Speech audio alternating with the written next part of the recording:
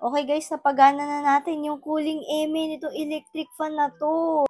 Guys, oo, alam ko, hindi na natin kinakaya yung init ngayon. Kaya talagang mabenta ang mga handheld electric fan. Tapos alam nyo ba, nagpalit na ako ng handheld electric fan kasi parang hindi na umi-effect yung medyo mahinhin na electric fan. Kailangan ngayon yung yung parang blower levels, ganyan.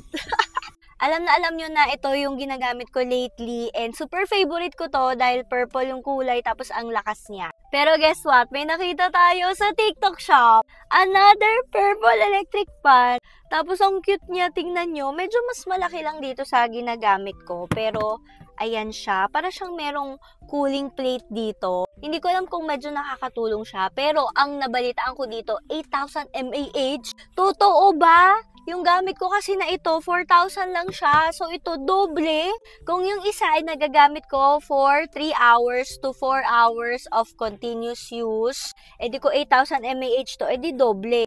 Ang ganda niya, two-tone siya, hindi naman siya super bigat, hindi rin naman siya super malaki. Parang lang din siya, hair blower levels na pinaliit. Pero ang dami niya mga button. So, ito, i-ano natin siya, on. So, ganyan siya, 1. Tapos, iikot-ikot nyo lang siya. Ayan diba? Blower levels na naman siya. So, let's see kung hanggang saan siya aabot. Sabi 132. Hanggang saan ba to? Abot ba to 200? Ayan na, lumalakas na siya, guys. Okay, 199. Ang taray! So, ito, napansin ko, hindi siya yung talagang super ingay tulad nung ginagamit ko. Yun kasi talaga skandaloso talaga siya. Pero ang galing, malamig din. In fairness, malamig nga siya.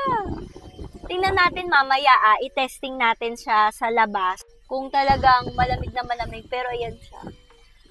Blower levels din, guys. And pwede kayo mag-pictorial, tapos ayan posing kayo, may pahangin effect. Pahangin effect. And then, rechargeable to. Ito yung kasama niya. Ayan. And then, meron din siyang strap na ganito.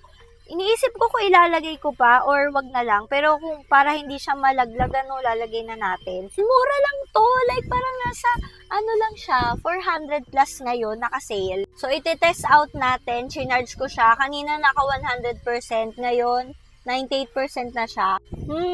Let's see kung tatagal to. Aabangan natin. Babalitaan ko kayo. Kasi kung okay naman siya, kung same level siya nung ginagamit ko, edi pabudol na kayo. Nakalagay din kasi sa claims sila, meron silang parang cooling chip dito. So, let's see. Naubra talaga, hindi eme-eme, no? Ginamit ko yung electric fan natin. Simula kanina, 12:30 ng tanghali. And ito na siya, naka 35%. And 4:20 PM na. Not bad. Nakaka 4 hours na siya.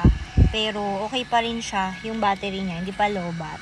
And take note dire-diretso ko to ginagamit kanina. Kumain ako, naggala ako. Guys, napagana ko na yung cooling something ng electric fan. Nagsasearch kasi ako din sa TikTok, tapos nakita ko kung paano gamitin. Ganun pala yun. So, ngayon, charge natin siya.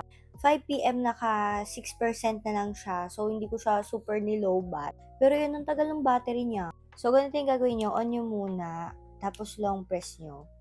Ayan. So, may lalabas na C. Ibig sabihin, cooling na siya. Tapos, ayan. May ganyan na icon. And then, pwede nyo siyang laksan-laksan na ganyan. Tapos, mamaya, makikita nyo parang namamasa na yung metal part. Kita nyo ba? Ayan nagmo-moist. So, yung hangin niya is regular pa rin naman na hangin. Hindi siya parang aircon levels. Pero, kapag dinikit mo yung metal part sa face nyo, ang lamig. Like, ang lamig. Ayan diba? Ayan na siya. Yan ay moist. Taray parang pwede itong pang seal ng mga pores. Pampaliit.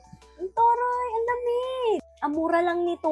May ganito pa. Tapos, in fairness, the battery is good. So, approve sa akin to. Check out, Yellow Basket.